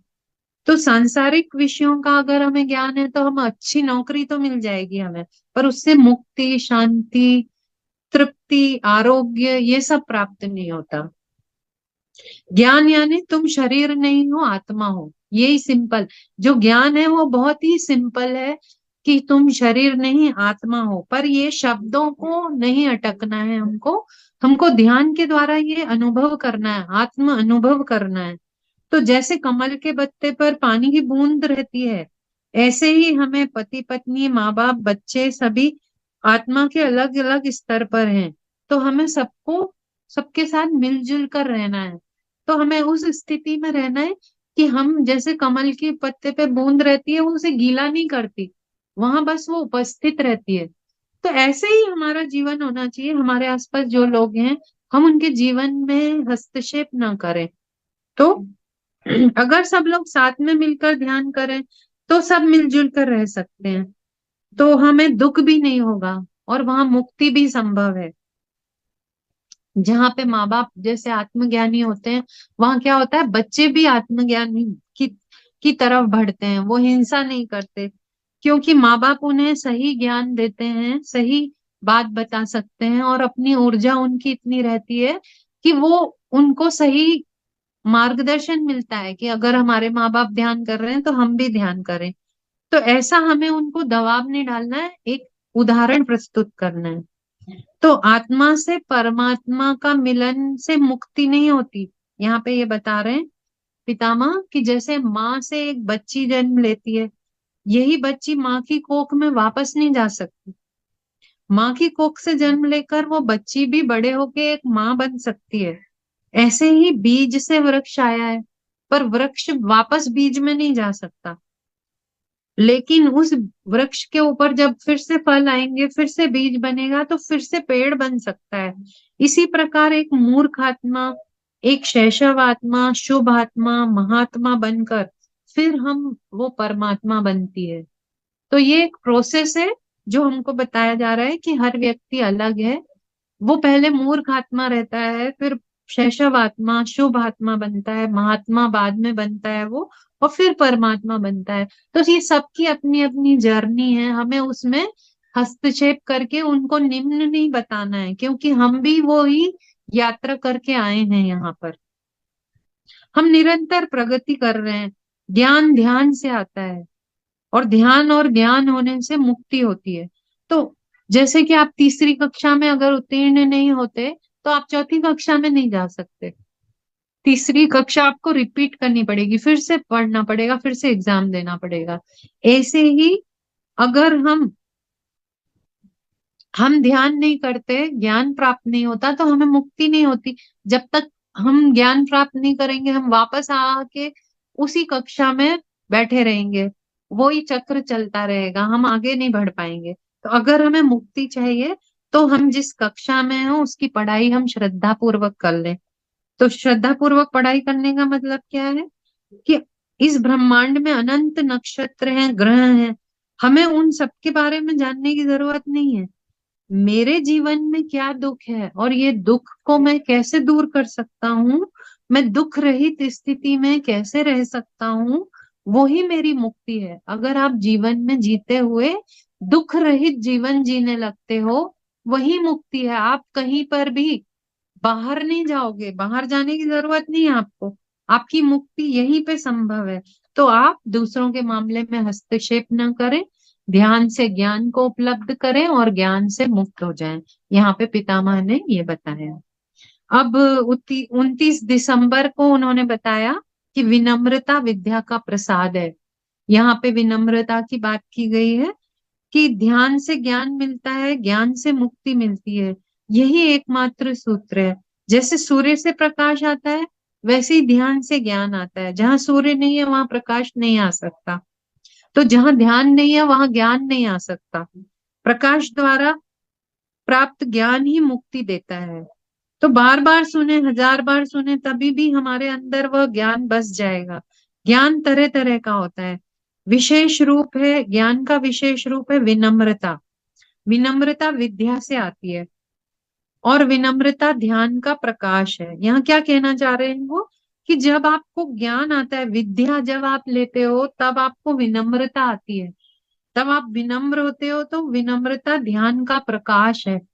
जब ध्यान आप करते हो तब आप विनम्र हो जाते हो। जिस प्रकार ब्राह्मण के पास विद्या और विनय है, जिस ब्राह्मण के पास, सॉरी, वही ब्रह्म ज्ञानी है।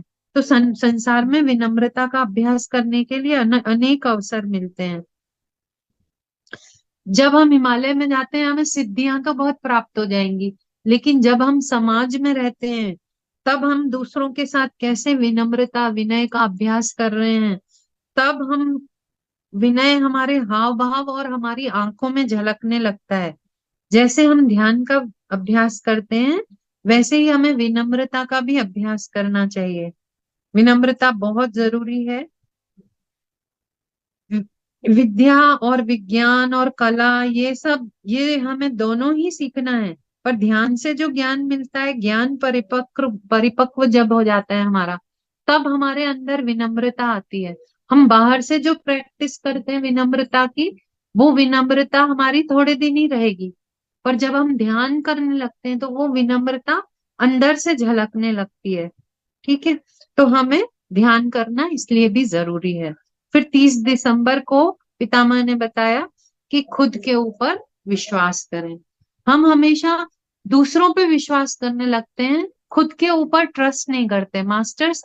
ये बहुत ही इंपॉर्टेंट बात है जो हमें नोट करनी चाहिए, कि हम हमेशा दूसरों के पीछे भागते रहते हैं कि आप हमें आशीर्वाद दे दो, आप हमें ये दे दो, आपके साथ हम ये पा जाएंगे। तो आप खुद के ऊपर विश्वास नहीं कर रहे हो। तो वो बता रहे हैं कि हमारे अंदर अनंत शक्तियां हैं, प्रत्येक आत्मा शक्ति का अथाह सागर है। जैसे समुद्र होता है, इतना हमारे पास शक्ति है। बस हमें इस बात पर पूर्ण विश्वास होना चाहिए। अधिकार, धन, दौलत, नाम, पैसा, जो भी चाहिए, खुद के अंदर जाने से आपको सब कुछ मिलेगा। सर दर्द, पेट दर्द, कैंसर आदि सभी बीमारियां ध्यान करने से ठीक हो जाएंगी। उसके लिए खुद के प्रति विश्वास का होना बड़ा जरूरी है। तो जीसस ने विश्वास करना सिखाया, हमको विश्वास का ज्ञान दिया उन्होंने। बुद्धिमत्ता अर्थात स्वयं पर विश्वास होना। तो एक बार की घटना बता रहे हैं कि जीसस कहीं जा रहे थे, तो उनके जो उन्होंने वस्त्र पहने थे, तो लोग जो पीछे चल रहे थे वो उन्होंने उनका वस्त्र पकड़ लिया। और तो उन्होंने पीछे मुड़ के पूछा कि मेरा वस्त्र किसने पकड़ा। तो जो पीछे लोग थे उन्होंने बताया कि हमने देखो आपका वस्त्र पकड़ा और मेरी बीमारी, हमारी बीमारियां दूर हो गई। तब जीसस ने उनको ज्ञान दिया कि ये आपका विश्वास है जो आपको ठीक कर रहा है, मेरा ये वस्त्र आपको ठीक नहीं कर रहा। आपका ये विश्वास कि मेरे इस कपड़े को छूने से आप ठीक हो जाओगे, ये आपका विश्वास है, ये आपकी खुद की शक्ति है जिसके द्वारा आपने खुद को हील किया है, इसमें मेरा कोई भी हाथ नहीं है। तो उन्होंने बताया कि आप अपने विश्वास को पक्का करें। जैसे कि साईं बाबा, तिरुपति बालाजी, जीसस, आप बहुत सारी जगह जाते हैं और तो किसी के ऊपर भी विश्वास आप रखो, पर आपका विश्वास ही है जो आपको सब कुछ देता है। आपको ऐसा लगता है कि वो जीसस और तिरुपति बालाजी आपको कुछ दे रहे हैं, तो यहाँ पितामह बता रहे हैं कि आपका विश्वास आपको वो दिलाता है। तो आपको उस विश्वास को पकड़ के चलना चाहिए। तो यहाँ पे पीएसएसएम के जो पिरामिड मास्टर्स हैं, उन सबको पितामह कह रहे हैं कि हमने एक ही बात हम फॉलो करते हैं कि हम स्वयं पे विश्वास करते हैं, अपने ऊपर, खुद के ऊपर विश्वास करते हैं। हमारे अंदर जो आत्म पदार्थ है या आत्म शक्ति है, उसके प्रति विश्वास रखना और उस शक्ति को खुद के लिए उपयोग करना ही आत्मज्ञान है। तो कितनी बड़ी बात कह दी कि हमें अपने पैरों के ऊपर खड़ा होना चाहिए। हम सबके पास इतनी शक्ति है कि हमें उसके ऊपर विश्वास रखना चाहिए। हम किसी से भी कम नहीं हैं। अगर ध्यान नहीं किया, केवल उपवास किया, मान लो हम पहले उपवास करते रहते थे, तो हमें आत्मज्ञान नहीं होगा। जो लोग ध्यान नहीं करते, अगर खाना नहीं खाए तो मर जाएंगे, ये बात अभी बताई थी। पितामह कह रहे हैं कि अगर हम ध्यान करते हैं तो आप कम खाने में भी और कम सोकर भी अपनी जीवन को उन्नत रूप से जी सकते हो। तो इसमें पितामह बता रहे हैं कि उन्होंने खुद स्वयं के बारे में बता रहे हैं कि मैं एक जन्म में 200 साल तक ध्यान में था। और जो पिरामिड मास्टर्स हैं सारे पीएसएसएम में, वो ऐसे ही महान योगी हैं। मेरे पास केवल योगी ही आ सकते हैं, तो योगी ही आते हैं और कोई नहीं आता। हर एक व्यक्ति को खुद के प्रति विश्वास बढ़ाना होगा। तो मास्टर्स यहाँ पे, वो जो पीएसएसएम मास्टर्स हैं, उनको संदेश दे रहे हैं वो कि आप खुद महान हो, मास्टर हो, आप भगवान हो। तो आप स्वयं को, अपने ऊपर विश्वास करना सीखो। आप अपनी भागदौड़ यहाँ वहां मत करो। तुम ही भगवान हो, तत्वमसि श्वेत श्वेत केतु। जब पहली बार हम ये सुनते हैं तो हमें विश्वास नहीं होता। उन हमको लगता है कि मैं भगवान हूँ, मैं कैसे भगवान हो सकता हूँ। तो यहाँ पे पितामह बता रहे हैं कि मैं भगवान हूँ, ये गुरु तत्व है, और तुम भी भगवान हो, ये गुरु बोध है। हमें खुद के ऊपर विश्वास जगाने वाला ही गुरु बोध है। मैं खुद के ऊपर विश्वास करके बहुत कुछ पा चुका हूँ, पितामह अपने बारे में कह रहे हैं। आप भी अपने ऊपर विश्वास करके बहुत कुछ पा सकते हो। तो हमें अपने ऊपर, खुद के ऊपर विश्वास को दिन प्रतिदिन बढ़ाते जाना चाहिए। यहाँ पे एक एग्जाम्पल बता रहे हैं, वो कि किसी पेशेंट को अगर डॉक्टर एक ये कह के एक दवाई दे देता है कि ये दवाई पे रिसर्च हुआ है और ये दवाई आपको एक ही दिन में ठीक कर सकती है, और वो दवाई की जगह आपको एक विभूति दे दे, कुछ भी दे दे, माने उठा के राख दे दे और आपको पानी में घोल के पिला दे, तो आपको अगर ये विश्वास है कि ये बहुत अच्छी दवाई है, ये मुझे एक ही दिन में ठीक कर देगी, तो आप एक दिन में ठीक हो जाते हो। इसको प्लेसिबो इफेक्ट कहते हैं और ये साइंटिफिकली प्रूव्ड है। रिसर्च हो चुकी है इस पे, प्लेसिबो इफेक्ट पे, कि कुछ लोगों को दवाई दी जाती है ग्रुप में, कुछ को पानी दिया जाता है, पर दोनों पे जो असर है वो सेम होता है। तो ये हमारा विश्वास है जो हमें ठीक करता है, दवाइयां उससे ज्यादा हमें खुद को खुद पे विश्वास करना चाहिए, और उस विश्वास के साथ आध्यात्मिकता के जीवन को जीते हुए हमको आगे बढ़ना चाहिए। यहाँ पे पितामह ये बता रहे हैं। अब है 31 दिसंबर, ये लास्ट है मास्टर्स। 31 दिसंबर को पितामह ने जो हमें ज्ञान का मोती दिया वो था जैसा मन वैसा जीवन। तो अष्टावक्र गीता में हम सब जानते हैं, हमने पढ़ा है कि या मति सा गति, माने जैसी आपकी मति होती है वैसी ही आपकी गति होती है। सूत्र बहुत ही सीधा साधा है कि सन्मति है अगर तो सदगति होगी, और दुर्मति है तो दुर्गति होगी।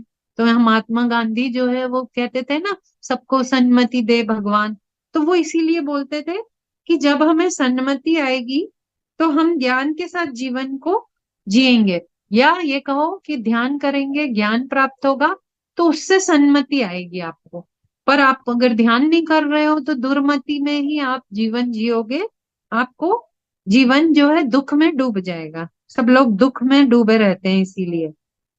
अब यहाँ पे एक और बात बता रहे हैं कि प्रार्थना ध्यान से पहले की स्थिति है। आपको पता है हम पहले प्रार्थना किया करते थे कि ईश्वर है जो, वो प्रार्थना कर करके उसके हाथ जोड़ जोड़ के हम भीख मांगते थे। तो यहाँ पे हमको बताया जाता है कि प्रार्थना जो है वो ध्यान से पहले की स्थिति है। प्रार्थना करना गलत नहीं है, प्रार्थना में हम भगवान के आगे प्रार्थना करते हैं, पर साधना में हमें सन्मति मिलती है। जब प्रार्थना का अंत होता है तब ध्यान शुरू होता है। तो पीएसएसएम में हम प्रार्थना नहीं करते, हम सभी साधना करते हैं। जैसे हम बचपन में स्कूल जाते हैं तो मंदिर, मस्जिद, चर्च, हर हर जगह केवल प्रार्थना सिखाई जाती है। तो यहाँ पितामह प्रार्थना को दो भागों में तोड़ के बता रहे हैं कि प्रार्थना का अर्थ दो शब्दों से मिलके बना है, पर और अर्थना। पर माने दूसरों से, दूसरे से, अर्थना माने मांगना। तो प्रार्थना का मतलब है दूसरों से मांगना। तो जब हम प्रार्थना ये समझ जाते हैं कि प्रार्थना को सुनने वाला कोई नहीं है, जब हम ये समझ जाते हैं तब हम ध्यान साधना में आते हैं। तब हम भगवान के आगे प्रार्थना नहीं करते बल्कि अपने मन को नियंत्रण करते हैं। जो हमारा मन हर दिशा में दौड़ रहा था उसको हम निर्विषय बनाकर, मन के ऊपर के विचारों के बादल हटाकर, मन जब स्थिर हो जाता है हमारा, तो हम हमारे अंदर एक महान बदलाव आता है। तो हमें प्रार्थना से साधना की ओर जाना चाहिए। ये ऐसा ही है जैसे छोटा बच्चा है, वो छोटा बच्चा होता है तो वो हाथ पकड़ के घूमता है, अपनी माँ का पल्लू पकड़ के घूमता रहता है। तो पर क्या आप बड़े हो जाते हो तो माँ की उंगली पकड़ के घूमते हो क्या? माँ की उंगली छोड़ के आप अपने खुद के पैरों पर खड़ा होते हो, आपके अंदर वो शक्ति आ जाती है। यही ध्यान साधना है। जब ध्यान साधना में आते हैं तो तरह तरह की हम साधना प्रक्रियाओं में घिर जाते हैं, तंत्र मंत्र। तो यहाँ पितामह बता रहे हैं कि मन से मंत्र होता है और तन से तंत्र, तन से मुद्रा, यंत्र उपयोग करके तरह तरह की साधना प्रक्रिया करते हैं। अलग अलग मंत्र बोलते हैं, गायत्री मंत्र बोल रहा है कोई, जैन मंत्र, कोई बुद्ध मंत्र, उसमें हम उलझ जाते हैं। तो ये जो मंत्र तंत्र यंत्र ये सब छोड़कर जब श्वास के ऊपर आना ही सर्वोत्तम है। जैसे हम एक बच्चा छोटे से बड़ा होता है उसी प्रकार प्रार्थना करने वाले, तंत्र मंत्र यंत्र सब कुछ करने वाले श्वासानुसंधान पर आ जाते हैं। सभी लोग आ जाते हैं, ऐसा नहीं है हम आ गए ध्यान कर रहे हैं। जो लोग भी अभी वहां हैं वो भी, जैसे बालक बड़ा हो जाता है ऐसे ही वो जब बड़े होके शक्ति आएगी उनको ये पता लगेगा कि प्रार्थना में कुछ, प्रार्थना से कुछ नहीं होगा, ध्यान साधना करके ही हमारी उन्नति होगी, तब वो ध्यान साधना में आ जाएंगे। पूरी मानव जाति को जंतु साम्राज्य की जिम्मेदारी लेनी होगी। आखिरी में पितामह फिर से अपनी वो बात बता रहे हैं। उन वो शाकाहार को बहुत महत्व देते थे, अहिंसा को बहुत महत्व दिया करते थे। तो वो ये बोल रहे हैं कि पूरी मानव जाति को जंतु साम्राज्य की जिम्मेदारी लेनी है। मनुष्य जाति के लिए पशु जाति जो है वो छोटे भाई बहन जैसे हैं, जैसे कि एक गाय, कुत्ता और बिल्ली। जब हम उनको पालन पोषण करते हैं, उनको अपने घर में रखते हैं, उनका अगला जन्म जो है मनुष्य योनि में होता है। तो ये जंतु साम्राज्य में तीन तरह के जंतु होते हैं, जलचर, थलचर मतलब पक्षी जाति, और हवा में उड़ने वाले परिंदे, और पानी में जो रहने वाले जंतु हैं वो मानव जन्म नहीं लेते क्योंकि वह देव परंपरा से आते हैं। पर जो जंतु भूचर है, माने जो हमारे साथ रह रहे हैं, ये पशु, जो गाय, भैंस, कुत्ता, बिल्ली, जो हमारे संपर्क में आके हमारे घरों में रहते हैं, वो आत्माएं जो है पशु को पालतू बनाकर जब हम उनके साथ मित्रता करते हैं, उनकी रक्षा करना, उनको मानव जन्म में लेकर आना हमारी जिम्मेदारी है, तब उनका अगला जन्म मानव होता है। तो वो पितामह कह रहे हैं कि आप उनकी देखभाल करो, उनकी रक्षा करो, उन्हें अपने साथ रखो, प्यार करो, मित्रता उन्हें उनके साथ करो, तो वो उनका भी अगला जन्म क्या होगा, मानव जन्म होगा। तो फिर ये बता रहे हैं कि ये मानव कितने जन्म लेता है, कितने लोक हैं, कौन से लोक हैं, ये सब जो जानने के लिए आत्मविज्ञान जरूरी है। और आत्म यहाँ पे तीन बात बता रहे हैं आखिरी में पितामह, कि जो आत्मज्ञान है वो क्या है, आत्मज्ञानी, आत्मविज्ञानी, और बाद में जो आखिरी स्थिति जब प्रचंड ज्ञान आपको प्राप्त हो जाता है, तो मैं मेरा को मिटाकर दूसरों के लिए आप कष्ट कर रहे हैं। माने इसको मैं फिर से समझाना चाहूंगी कि लोक कल्याण के लिए जो काम करते हैं वो प्रचंड ज्ञान की स्थिति में है। माने जो जिनको ये प्राप्त हो गया ज्ञान कि मैं शरीर नहीं आत्मा हूं, वो आत्मज्ञानी कहलाते हैं। फिर आत्मविज्ञान होना चाहिए। आत्मविज्ञान माने जब आपको ये सब पता लग जाता है कि कितने लोग हैं, मेरा जन्म कौन सा था, यहाँ जो माया है उसके पर्दा हट जाता है, आप आप उस स्थिति में आ जाते हो जब आपको उस विज्ञान का पता लग जाता है जो आध्यात्मिक विज्ञान है, तब आत्म विज्ञानी कहलाते हो आप। और उसके बाद जब प्रचंड ज्ञान की स्थिति वो है जब आप लोक कल्याण के लिए काम करने लगते हो, तब आप प्रज्ञानी कहलाते हो, प्रज्ञान होता है वो। तो आत्मज्ञान, विज्ञान और प्रज्ञान, प्रज्ञान में आप लोक कल्याण के लिए सबको ध्यान सिखाते हो, सबको, जैसे आपका जीवन कष्ट से दूर हुआ वैसे ही दूसरों के कष्ट मिटाने में आप आगे बढ़ के काम करने लगते हो। तो पीएसएसएम के मास्टर अज्ञान से ज्ञान, ज्ञान से विज्ञान और विज्ञान से प्रज्ञान की ओर सबको लेकर जा रहे हैं। मैं शरीर नहीं हूँ, आत्मा हूँ, ये है। फिर आत्मविज्ञान माने सूक्ष्म शरीर, सूक्ष्म लोक, जन्म परंपरा, कर्म परंपरा, इन सबको जान लेना और तत्पश्चात सबकी सहायता करना, यही प्रज्ञान है। तो थैंक यू मास्टर्स, ये था पहला चैप्टर। और ये ज्ञान जो है मैं अपने गुरु पितामह पत्री सर को हृदय से धन्यवाद देती हूँ इतना सुंदर ज्ञान हम तक पहुंचाने के लिए। Thank you Pitamah. Thank you madam, thank you. बहुत अद्भुत सुंदर तरीके और से आपने आज के इस ज्ञान को हमारे साथ साझा किया। और ये सेशन सुनते सुनते मैं एकदम डीप मेडिटेटिव स्टेट में चला गया। बहुत बहुत ज्यादा एनर्जी का अनुभव किया। पूरा सेशन में ध्यान में ही सुना। तो ये मैं आँख खुल नहीं पा रहा था, बहुत एनर्जी फील हुआ। तो ये हर एक शब्द जो है बहुत मूल्यवान है, हीरे मोती जैसा। इसको बार बार आप लोग सुनना, सुन के आत्मसात करना और अपना प्रैक्टिकल जीवन में उतारना है। क्या बोलूं मैं, बहुत ये सेशन कितना मूल्यवान है, इम्पोर्टेंस है। जो नया नया आया है वो लोग और 5-10 बार सुनने से या अपना 5-10 साल जाने के बाद शायद समझ पाएगा एक एक वर्ड का कितना मूल्यवान है। तो जो भी हो, थैंक यू मैडम। किस मैडम, थैंक यू, बहुत बहुत धन्यवाद। आपको बहुत अच्छा लगा सेशन। और आत्मयोगी भव मेरा, मैं जब पहले पहले पीएसएसएम के साथ कनेक्ट हुई थी, तब से मैं आत्मयोगी भव को एवरीडे मॉर्निंग में मैं सुनती थी। एक ही बार बार इसको रिपीट करके करके सुनती थी, फिर सबको भेजती भी थी आत्मयोगी भव सुनने के लिए। बहुत इसमें क्या बोलूं मैं, इतना अच्छा लगता है सुनने में, और आपने वो अपने ऊपर लागू करने में। तो मेन थिंग हम लोग सुनने नहीं, वो अपने ऊपर वो करना है, काम करना है काम इसके कर। लिए। जी हाँ, जी यही मेन जी। थिंग है। बहुत अच्छा, आपने बहुत अच्छी तरह से समझाया सबको।